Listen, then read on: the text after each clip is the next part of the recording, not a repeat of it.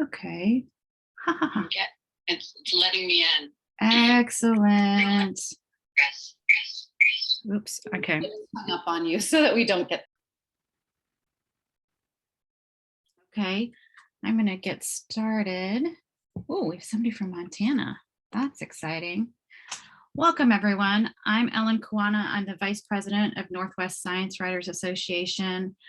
It's so nice to have everybody here, even if we can't see all of your faces tonight. Please feel free to use the Q&A function to put questions in, and as people have been doing, feel free to drop a brief description of who you are and where you're from in the chat. I would like to start tonight with a land acknowledgement. The traditional, ancestral, unceded territory of the native land on which we are learning, working, and living today is important to acknowledge. It's a first step in opposing the systematic oppression and historic erasure of Native people and Native land ownership. For those of us in Seattle, its green spaces are on stolen Coast Salish land, including the Duwamish people, past and present. Indigenous people have been talked about in the past tense, and that could lead others to believe that the struggles they face are in the past tense also. It is easier to deny Indigenous people their rights if we historicize their struggles and pretend they don't exist. As science communicators, we shape perceptions of our world through the words we choose to use. Through our actions, we can remind ourselves that we need to remedy land, social, and other injustices through our beliefs, words, and actions in helping to steward our green spaces and communities. So sorry, I gave my dog treats so they wouldn't bark, and I think they've already gone through the treats. Again, I'm Ellen Kuwana, and it is my tremendous honor tonight to introduce to you Dr. Jessica Hernandez. She earned her PhD at the University of Washington right here in Seattle.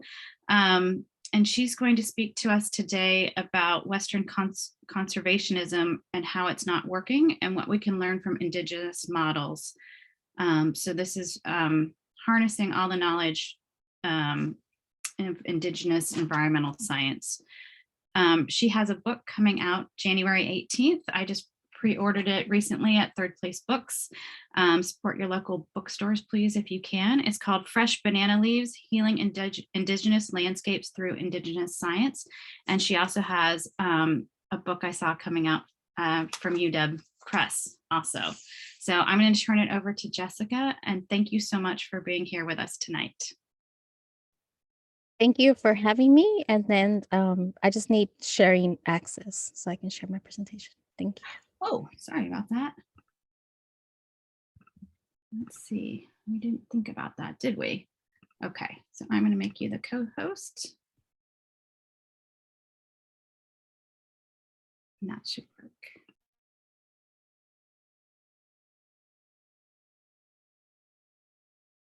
Yeah, thank you for everyone for joining. And as it was mentioned, I'm Dr. Jessica Hernandez, and I have a book coming out that's entitled Fresh Banana Leaves, Healing Indigenous Landscapes Through Indigenous Science. So I also would like to virtually acknowledge the lands where I'm virtually presenting from. So I'm presenting from the lands and shared waters of Duwamish and Coast Salish people, also known as Seattle, named after Chief Sealf. To give a background of who I am, I'm a transnational Indigenous woman. That means that my communities are separated by settler borders. I have a Western education training in the environmental sciences, ranging from marine sciences to forestry. And I always say that my first environmental teacher is my grandmother. I was raised in South Central Los Angeles, so I was raised in an urban setting, and I have a passion for mutual aid. So outside of my academic and research, I support mutual aid efforts to support my communities back in my ancestral lands. Before I begin this presentation, I will also like to acknowledge that it's important to note that Indigenous peoples are not a monolithic. We have differences based on intersectionalities and location, since our knowledge systems are also place-based. So today, the Indigenous science that I will be discussing is localized to my Indigenous communities, to my identity as an Indigenous woman from the Maya, Ch'orti, and Zapotec nations. So what is Indigenous science? It is important that for us to understand what Indigenous science is to go back to what Western science is.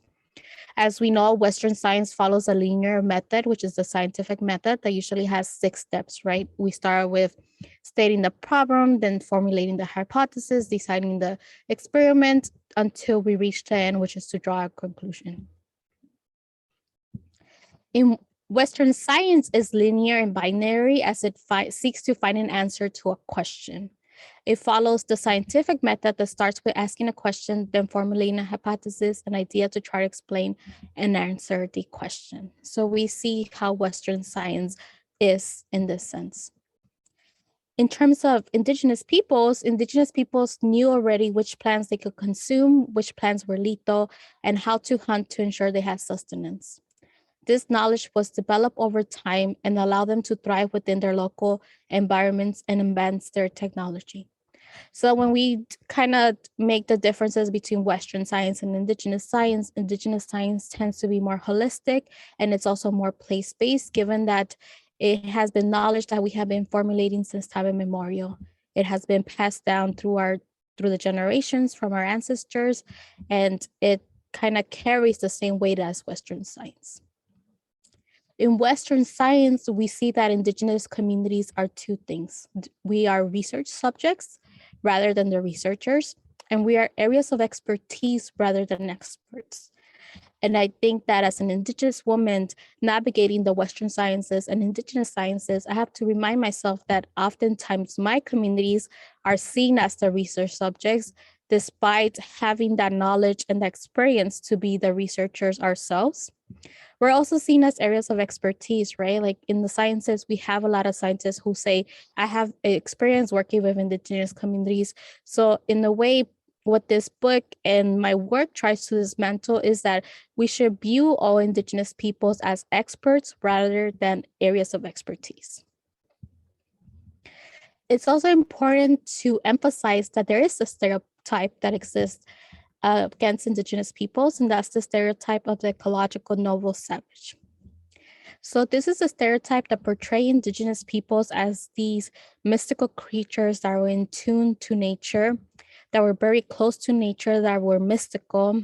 Oftentimes we can reference the ways that we were described in anthropological discourses, especially during colonization.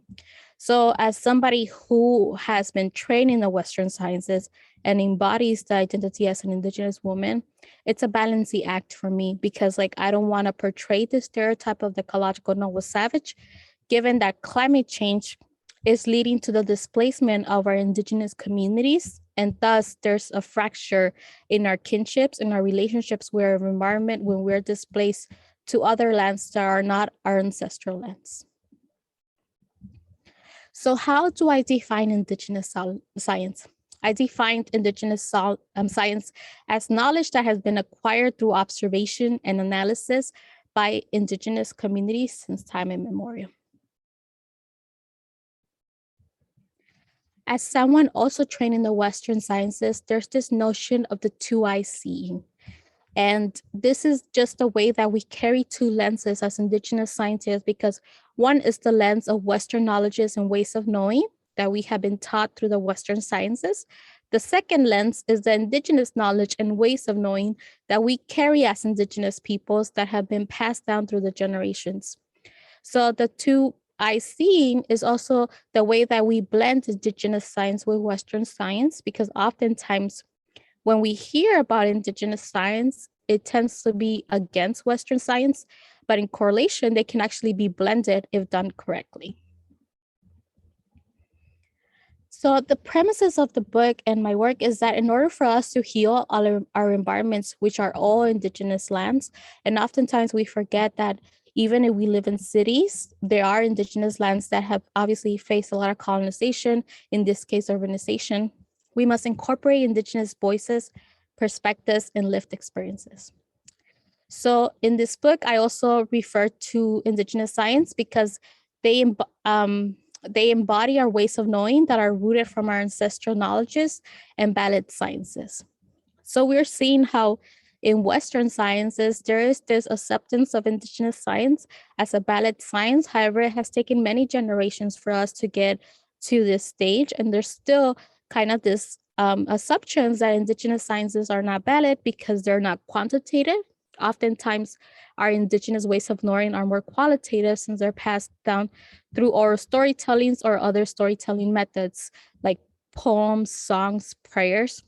It's also known that because we don't have them published, they're not peer review or are published in the Western discourse, they're often invalidated within the Western sciences.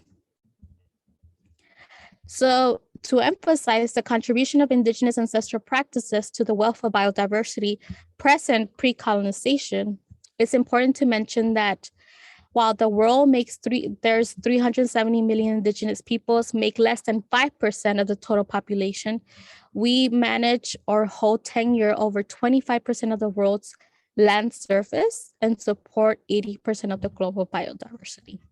So this is often a statement that we all have heard before, but one of the things that we tend to forget is that the world's biodiversity, 50% of the world biodiversity is located in Latin America. And the reason why Latin America is important to me is because as a transnational Indigenous woman, part of my Indigenous communities are located in what's considered Latin America. So as I mentioned, Latin America, which also includes the Caribbean, right? Oftentimes we tend to forget about our Afro-Indigenous relatives. We sustain 50% of the world's biodiversity. However, as a result, Latin America has also become the deadliest place for environmental activists. And I wanted to share this quote, right? Because oftentimes our Indigenous leaders in Latin America, because we are protecting 50% of the world's biodiversity, we face violence and death. I wanted to share this quote. You never think that defending our right to water and life will lead to death. And oftentimes that's something that I have to navigate as well as an Indigenous scientist, given that I have roots in Latin America, because for the work that I do within these borders, a lot of my relatives are persecuted back in my ancestral land. So I think that for me, it's knowing that I carry that privilege to be able to vocalize our environmental justice without facing that persecution or that violence that my Indigenous relatives face back in Latin America. Land and right defenders, and this is where I mentioned, are Indigenous peoples who advocate for the protection of natural resources and Indigenous rights, sometimes going against large multi-million-dollar corporation and settler government structures. And I think that in order for us to tie it back to why we face this violence is because we're going against large corporations that have a big say in political structures, given that, we live in a capitalistic society where money talks most of the time. And also settler government structures that fear Indigenous peoples taking back the land because they fear that these settler government structures will be dismantled if Indigenous peoples are given the right to advocate for their lands and also their landscapes and environments. And it's important to also mention that as we speak, there is an Indigenous woman from my maternal homelands in Oaxaca who went missing during the United Nations COP26 conference. Her name is Irma Galindo Barrios. And I think that this shows how on top of being Indigenous, our Indigenous women tend to face more violence, especially when it comes to the missing and murdered Indigenous women. It's something that kind of also impacts us across the settler borders, and it kind of is manifested through other Americans. So being advocates and defenders for our Indigenous rights and lands in Latin America means that many of our Indigenous leaders and advocates face extreme violence, persecution, and death. So given that she has been missing for a couple of days, it's more likely that she has lost her life. And I think that's important to center Indigenous women voices, especially when it comes to environmental sciences, environmental justice, because oftentimes in many of our communities, it's the Indigenous matriarchs that are passing down the knowledge when it comes in terms of our environment and also how to protect Mother Nature. So something that I like to remind everyone is that it's time that this violence faced by Indigenous rights and land defenders in Latin America is acknowledged and that something is done about it.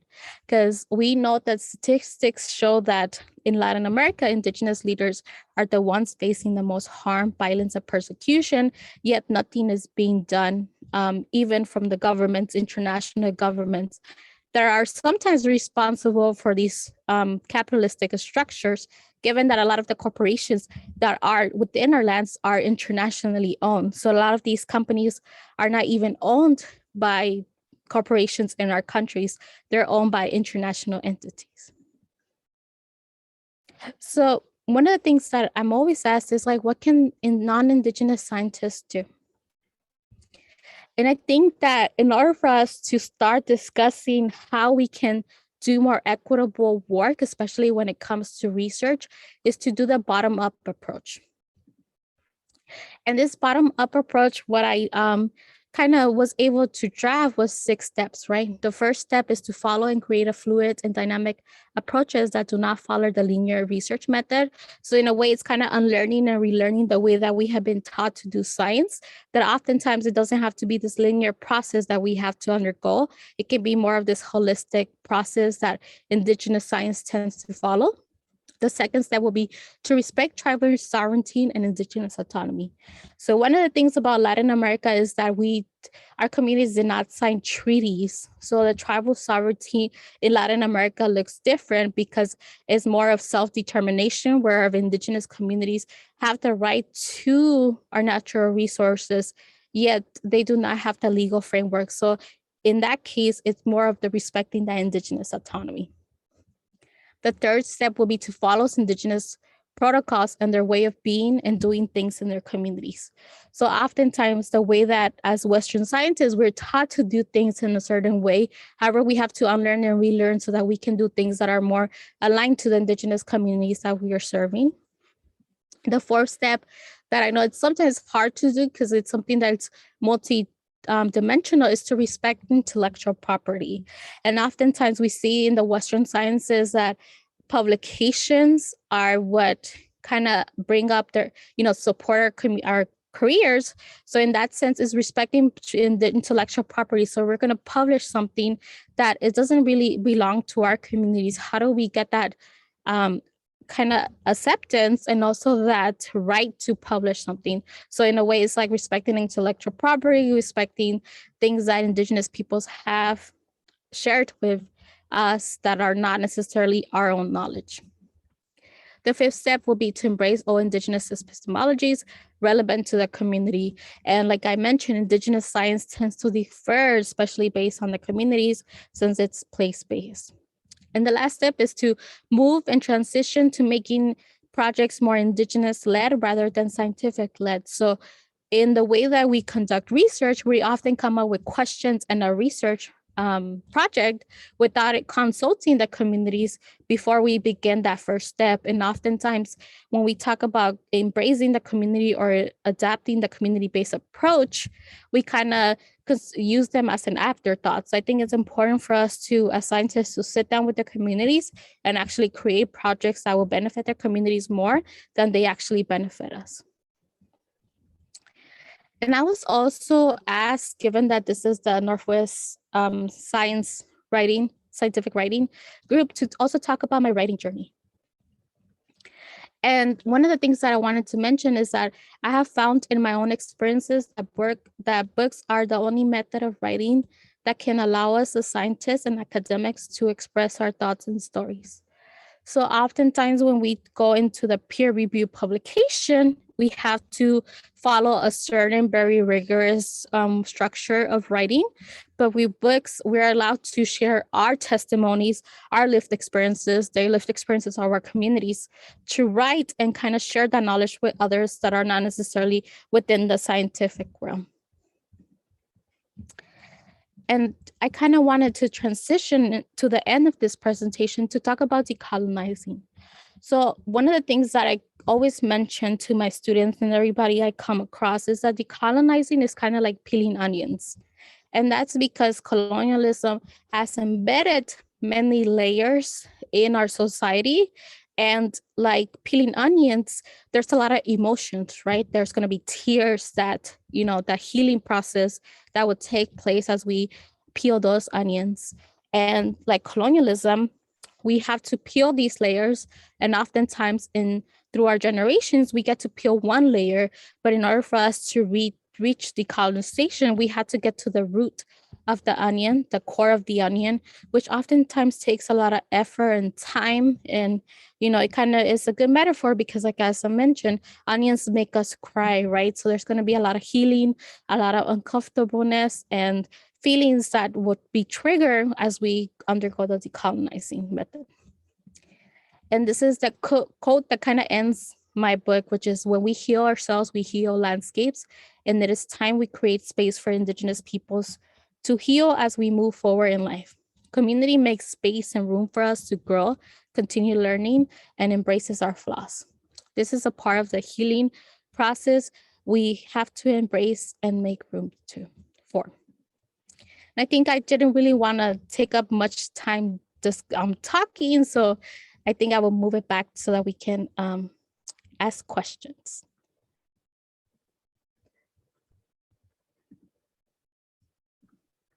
Excellent. Thank you so much.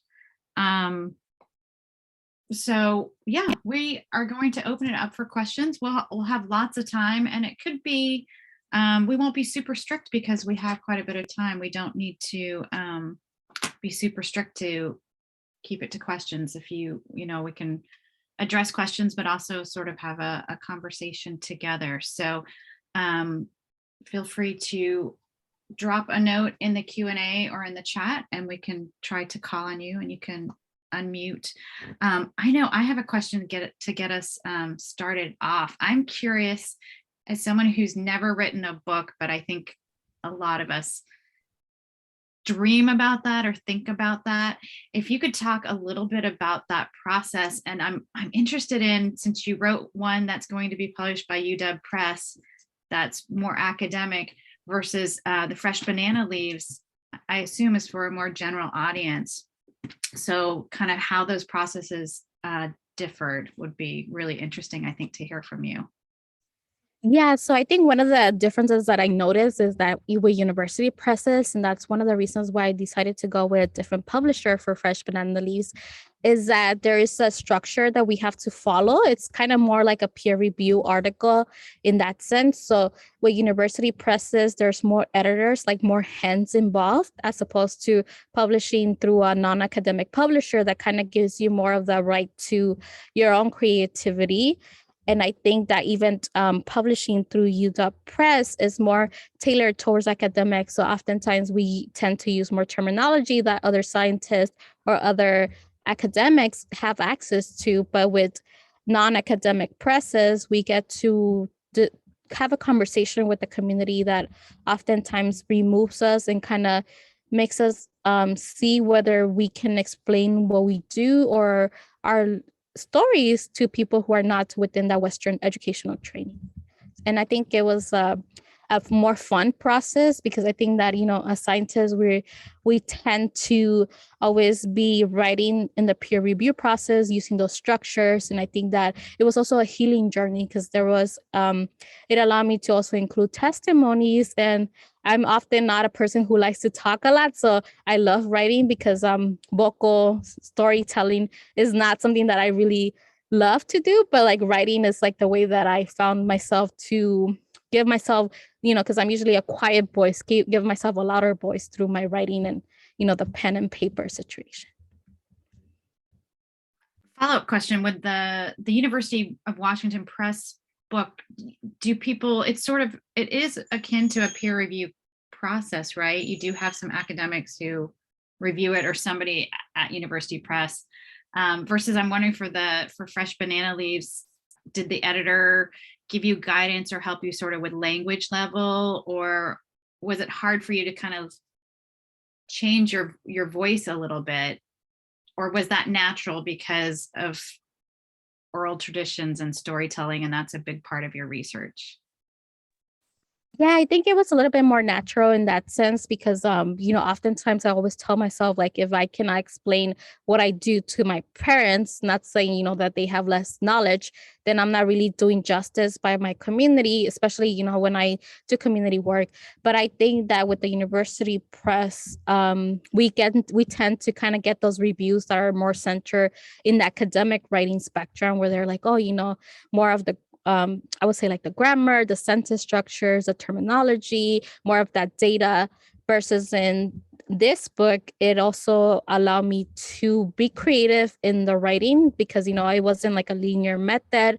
It also, and it was challenging at times because, I was part of like integrating the testimonies. While they might be, fun and enjoyable, there was a lot of healing, right? There was a lot of crying. There was a lot of emotions that were coming through when people were sharing the testimonies. And one of the things that I liked is that oftentimes in university presses, and we're trying to incorporate testimonies, we had to follow a certain structure. Like we have to summarize their testimony versus in this book, I was able to get excerpts of their testimonies and include that in the book. So it was more of a, putting quotation marks so that not this book doesn't really come just from my boys. It's like a community project in the sense that it's because oftentimes we forget the power and privilege sometimes we have. And I think that I do have power and privilege in the sense that I have a PhD. So I wanted to create a platform for them to give their stories that are often untold or told for them. So I wanted to deconstruct the way that university presses tend to make us tell people stories as opposed to letting people tell their own story. Thank you for your questions. Wonderful. I think Ashley has a question for you. Yes, and just jumping in here as a lurker / the president of the Northwest Science Writers Association here, but Jessica, thank you again for joining us. I was really struck by the way you were framing ways to respect intellectual property as part of this process, and I was hoping that you could talk about examples of when you've worked with an Indigenous community that's not your own, and how you're navigating that as a Western trained scientist. And related to that, sort of since we're journalists and communicators and writers, how would you recommend that like people like us, similarly tread carefully about not being extractive as we are trying to report on or, share information from these types of communities, and, what does that look like? Yeah, thank you for your question. So I think that it's always important to ask for permission because oftentimes we tend to say that it's better to ask for forgiveness. And I think that if we're trying to do justice by the community, it's always better to ask for permission. Oftentimes when we as reporters or scientists, when we build those relationships, elders will be telling us stories that are not necessarily ours, but we're like, oh, that's great. I want to share it with other people. But I guess it's asking for that permission, asking for how is the best way to tell their stories. Because, oftentimes some elders will be like, yeah, you can tell my story. I really wanted to be out there. Oftentimes elders are like, oh, I shared some sacred knowledge with you. Please do not share. And I think that as reporters and scientists, it's okay to ask because, oftentimes in the sciences, especially when we're writing, we're taught that we know everything, especially when we are talking to non-scientists or non-academics. But I think that, it's always that unlearning and relearning and being humble, being willing to learn, being okay with being told no, because I think oftentimes, just hearing the word no, it's like a dagger in our hearts. And I think that as somebody who's working with other Indigenous communities, one of the teachings that my grandmother always told me is that when you're walking in your lands that are not your ancestral lands, you're an unwelcome guest, right? Because that's like we are in someone's home. And in that sense, we have to build not just a relationship with the land, but the Indigenous peoples who these lands belong to in the sense of a spiritual connection, ancestral knowledge, to become a welcome guest. And I think that taking that journey of being an unwelcome guest and then becoming a welcome guest will allow us to kind of answer those questions for ourselves. Like, can we share this story?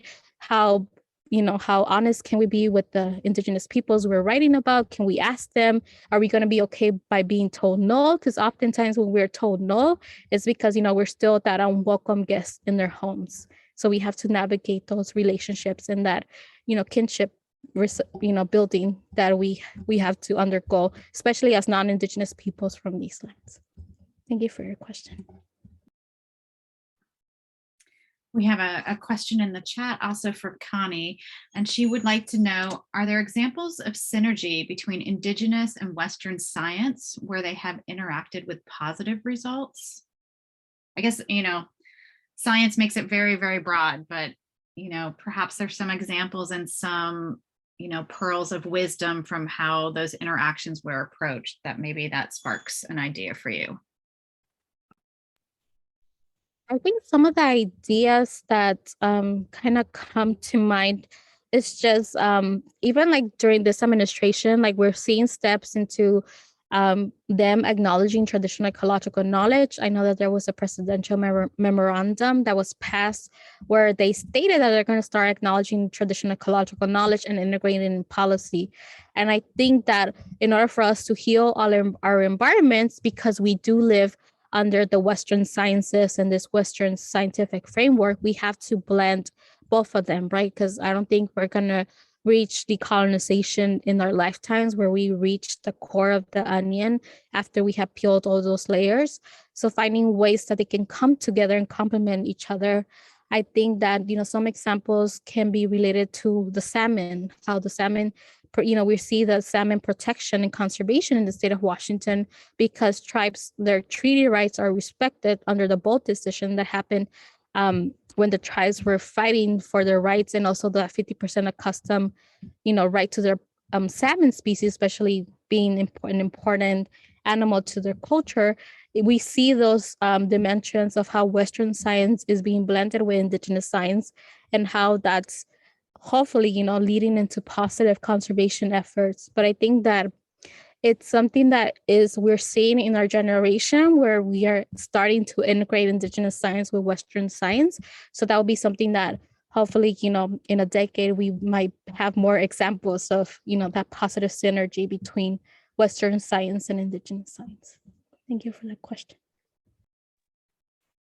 Yeah, and I love that you mentioned the Caribbean as well. I had the good fortune to go to Dominica. My aunt was teaching at a medical school there. And one of the things that we did was take a tour. There was a sort of like a monorail, a tram that would take you up over so you could look down on the canopy of the plants. And then the Indigenous people there were talking about the different plants and the medicinal uses, and what other things the plants were used for, and how they were used and what importance they held. And it was just such an amazing addition to the trip. And I don't know if they're, sometimes you see things on the surface when you're not in the culture, and hopefully that wasn't something that brought any harm. And what they were saying was because it was making the Indigenous people money, they were motivated to talk to their elders. And, a lot of that knowledge that they hadn't been interested, the younger generations were really interested in, because they were motivated to get that knowledge passed down, and people who were visiting the island would ask questions. So I don't know, I guess I wonder if you could go anywhere, when it's safe to travel, where would you like to go and why? And then if you have any thoughts on sort of that type of, it's not parachuting in to do ecotourism, but having that opportunity to learn about the plants. But is there anything that we should be cautious of as sort of tourists to a destination? Yeah, thank you for sharing your story. And I think that one of the positives, right, is that we always, it's like a double-edged sword, right? When we talk about tourism, especially ecotourism, and heavily touristic places. But I think that oftentimes as tourists, we can do our own research. And like for you, example, you mentioned how, you went to the indigenous community. So you knew that money that you were kind of contributing as a tourist was going to the communities themselves. And I think that oftentimes, like talking about my communities, we tend to do a lot of embroidery, especially the women, and we embroider our environment. So kind of like the embroideries, the huipiles, the traditional clothes kind of becomes our canvases to kind of, like how we are drawing our environments, our local environments, our animals, our local flowers. And oftentimes the younger generation doesn't want to learn how to embroider because, they see how the older generation is taken advantage of, right? We often see a lot of companies that are using our embroideries to make dresses, and they're paying, our grandmothers, our mothers, nothing compared to how much they're selling the dresses for. So the exploitation oftentimes removes the younger generation from wanting to learn. But seeing that sustainable economy where indigenous communities are seeing the benefits and the profits from their work, from their knowledge, it can, as you mentioned, kind of motivate the younger generation. I think that something that we're also seeing is the loss of language, right? Like our native languages, because not necessarily, sometimes is not to say that the younger generation doesn't want to learn, but when we go to school, right, we're taught, colonial languages, whether it be Spanish, French, English, and then the electives are other colonial languages. So I think that it's beautiful to see how some schools are embracing teaching indigenous languages so that the younger generation can learn. But I think as tourists and responsible tourists going to not our ancestral lands is just finding out what venues are actually going to the people. Because oftentimes in some touristic places that are very romanticized, international corporations own the hotels. They buy the art, artisans. They pay them like dimes, and then they sell them for hundreds of dollars, their artwork. And I think that buying from the indigenous artisans is the best way to do that. And that includes medicine, that includes, souvenirs, anything that we want to purchase or consume while being on those lands. Okay. Phew. It felt, at the time so my aunt was teaching at the medical school, and they had lived there for several years, and he really had taken the time to go around and speak with the elders and become friends and learn from them. So for us, it was just this amazing opportunity. We have a question from Tiffany. She says, I wanted to write about the indigenous communities I grew up around. Though I'm part native, parentheses Mexican, I've been discouraged from writing about it because I'm not native. What are your thoughts on this? So she shares a cultural connection with this community, but she's not native. I think that one of the concepts of, indigeneity in Latin America looks a little bit different than indigeneity in the United States.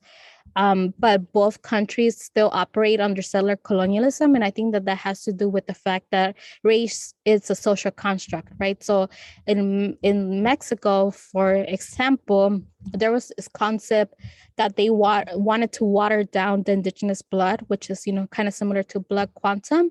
So they will have this mestizaje where you were either half Spanish and half indigenous. But I think that oftentimes people who want to reclaim their roots, at least from my perspectives, have to do that work to reclaim their roots so that they can get permission to write about those teachings and knowledges. And I think that oftentimes, even for me, I still have to ask my elders for permission to write certain things because, as I mentioned, some of that knowledge is sacred.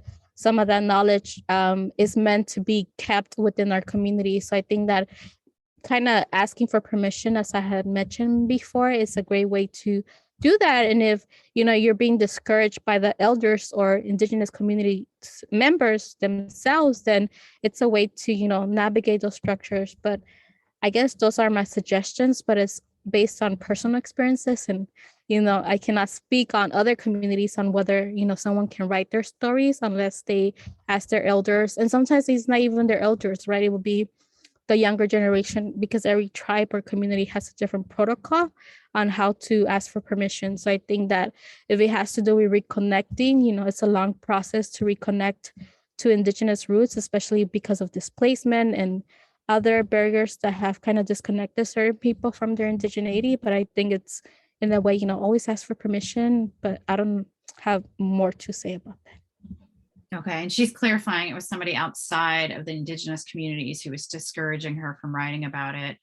And I guess that's, it's one thing if there are native writers who are telling those stories, but sometimes you found a story or an angle that no one's thought of before. And I think I have faith that you would write it in a sensitive way, because of your connection with that culture, and then maybe try to seek somebody out to do a sensitivity read, or make sure that as somebody who's not native that you hadn't missed anything or represented something in a way that is not quite right. But I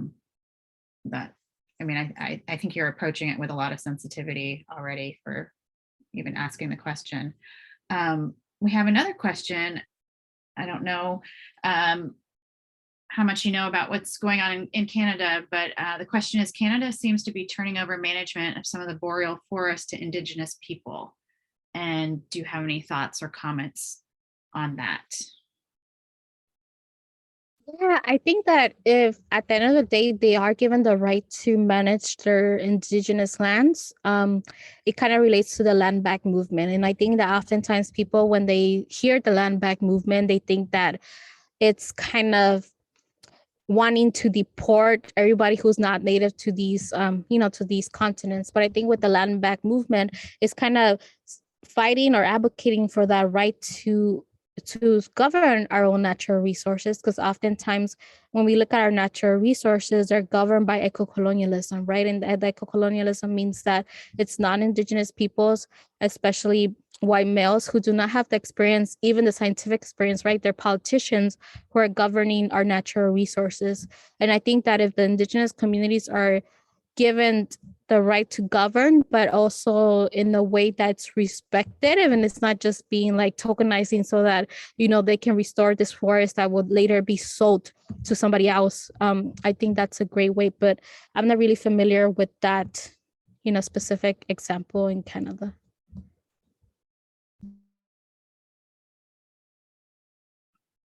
Great, thank you. And then we have another question. As a non-Indian working as a librarian for the Jamestown Sklallam tribe, I may not be saying that correctly, I would like to develop a collection of plants that were used traditionally. Are there other ways the library can support the tribal culture around native plant use? That's a wonderful idea.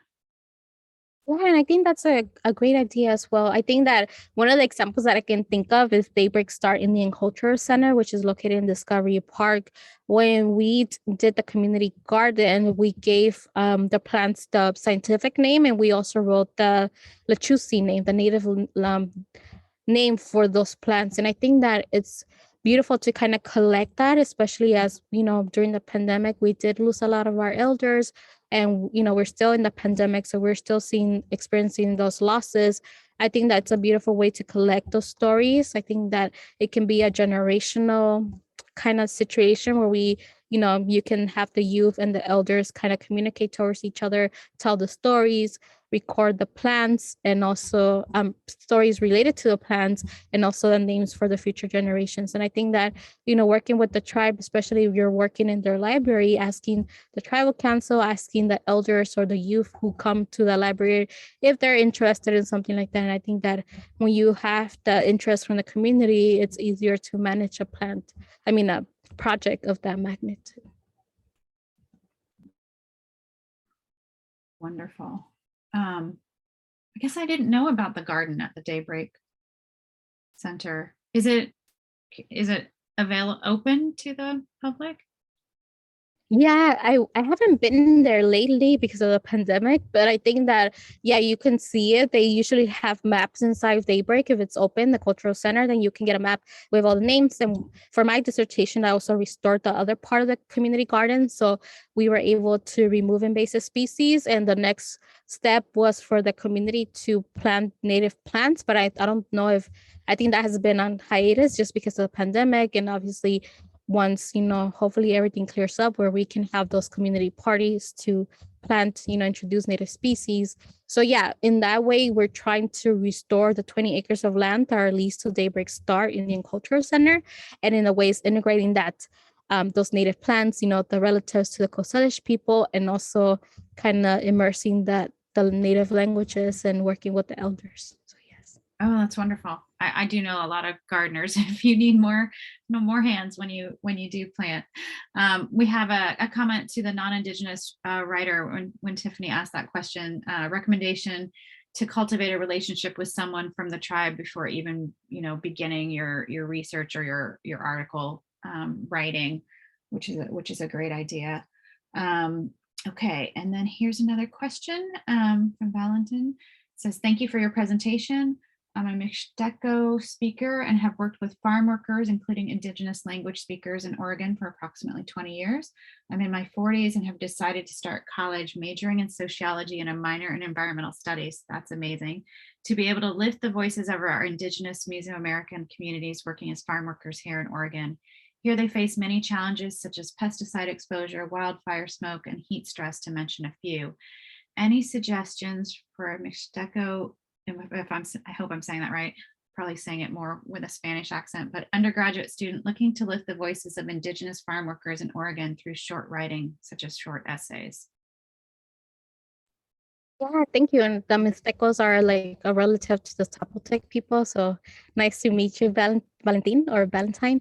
I think that it's beautiful for, for somebody from our communities to be able to elevate those stories, especially if you speak the native language, because oftentimes, we lose the translation because in our communities, we're forced to learn Spanish. And then when we, are displaced to the United States, we have to face another layer and learn English. And I think that one of the ways to write those stories is you can do digital storytelling, or you can also email me and we can, I'm here to support, especially Indigenous undergraduates who want to elevate stories. So you can email me and I'm willing to, provide more mentorship and support in that sense. And, even in the state of Washington, we do have a lot of Indigenous farm workers from, south of the border. And oftentimes, even when we know, and obviously in the West Coast, we do experience a lot of wildfires. When there was an incident, when there was a wildfire, and because they didn't speak Spanish, they hadn't been told to evacuate. So you had farm workers who didn't speak Spanish working in, those harsh and kind of dangerous conditions. And I think that oftentimes we fail to recognize that Indigenous peoples don't necessarily speak Spanish, especially when we talk about Latin America. And I think that that's a great way to elevate their voices and also elevate the needs that they need from the public health perspective, which, in public health, we tend to focus on certain languages, which are, Spanish when we talk about people from Latin America, but we forget about the Indigenous languages that many of these, our community members from south of the border speak. Thank you for your question, Ben. That's so wonderful. And it's so wonderful to help promote these connections and people helping each other. That's really wonderful. So thank you for that.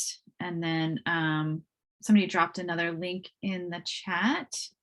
And then some ideas for the non-Indigenous writer to co-author with an Indigenous author. Right. Yeah. And partner with an Indigenous source. Perfect. Okay, great. Feel free, if you have more questions, to post them either in the Q&A or in the chat, or if you want to unmute and make a comment. I'm curious. I mean, I have a master's. I didn't go through and go through with getting a PhD, but I'm curious, since you have gotten your PhD more recently, how much do you get any writing instruction in your program, or do you feel, do you enjoy writing? You know, what resources, you know, did you have to help you with the writing process? Obviously you wrote a thesis, and then some of that gets turned into the UW Press book, and then you wrote another book on top of that. It's all very impressive. So I'm just wondering what resources were open to you, and if you, you know, in graduate school, if there were any writing courses. Yeah, in graduate school, as you mentioned, unfortunately, we don't get training in writing, because I think oftentimes they want us to focus on the research, especially, you know, kind of like the lab research or whatever we have to do. But I think one of the ways that it helped my writing was to do the opposite, right? And read a lot. And I think that oftentimes in graduate school, we have to read scientific books, or, you know, for our professions, we have to read those academic books. And one of the pastimes that I enjoy to do is like just reading books that are not academic, whether it be nonfiction or fiction, that's tailored, you know, that are tailored towards the community, as opposed to, you know, just academics or people in our field. And I think that in a way allowed me to learn more about the writing styles, and also learning, you know, knowing different languages, because I tend to, you know, also read in other languages. It kind of allowed me to read, you know, in my native languages, reading Spanish, reading Italian, reading all these other languages that I speak, because I think that when we learned other languages, we also learned different storytelling or different techniques, different writing techniques that can all be blended. But I think, you know, if you were to tell my 7-year-old self that I was going to write a book, or, you know, have several publications, I wouldn't have believed that, because like, as somebody who was learned her native language in California, I was put in these bilingual educational systems where not only was I learning English, I was also learning Spanish. So obviously in my reading and comprehension and writing, I was behind other students. So I, you know, as a result, you know, I think that wanting to not be the student who was like the farthest behind her class, it kind of motivated me to, you know, go to a library to pick up more books. And I think that, you know, a library is a great resource, because oftentimes, you know, when you purchase a lot of books, it can become expensive. But, you know, using the library, especially, you know, as we have librarians in the audience, it's a great resource to be able to have that world in our own backyard or in our own rooms as we read. Excellent. Yes, we are all very pro book here. I'm also curious, I mean, did you get your PhD and then you wrote Fresh Banana Leaves? And I mean, is that, I know there's some push in academics to, or in academia, to place more value on outreach and communicating with the general public. I mean, that is one of the missions of a university, but I think it often gets short shrift and not valued, you know, for promotion and, you know, climbing up the academic ladder and tenure and things like that. Do you think that's changing at all? And, you know, is outreach to the public valued more than it used to be in academics? I mean, I don't know. Naive question. Yeah, I'm seeing that with like the climate of social media, like they're pushing more academics to, you know, get on Twitter or use social media to kind of elevate their voices. But I know that in the science world, right, we often associate writing a book with like social sciences or non-scientists. And I think that in order for us to be effective scientists, especially as we are undergoing climate change, as we are undergoing this pandemic, it's important for us to be able to speak to the common person, because, you know, if we're not able to speak to them, that leads to people kind of weaponizing science for politics, right, for political reasons. And I think that if we can communicate more to community members, we can avoid, you know, giving those tools to politicians to use it for political reasons, as opposed to people trusting the science. And I think that obviously, you know, that's multi-layered, but I think that it's important for scientists, especially as we see, you know, as we're still experiencing the pandemic, there's this hesitation on whether people want to get vaccinated, whether they want to trust the science, to start, you know, unlearning and relearning the way that we see science, especially scientific publications, and tailoring them more for the community members, so that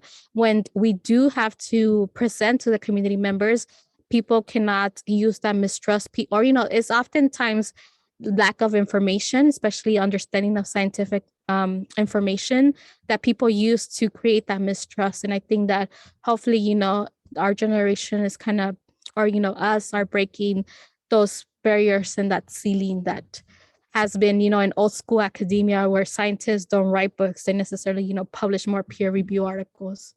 So, yeah. Okay, that's nice to hear. And it also sparks in me, with climate deniers, we know that bombarding them with facts, doesn't help. And storytelling is often very useful in persuading people or getting them to listen to you. So that's a really good point.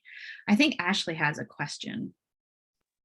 Yeah, so, you've got your book coming out and you were talking about how much, you enjoy helping lift up the voices of the communities and, the experts in environmental science who are Indigenous. I was curious, and obviously I haven't had the chance to read your book yet since it hasn't come out, but I was curious if there is a particular, person's story or anecdote from your book that, is really meaningful to you and, maybe really emblematic of some of the takeaways from your book that you'd be willing to share with us.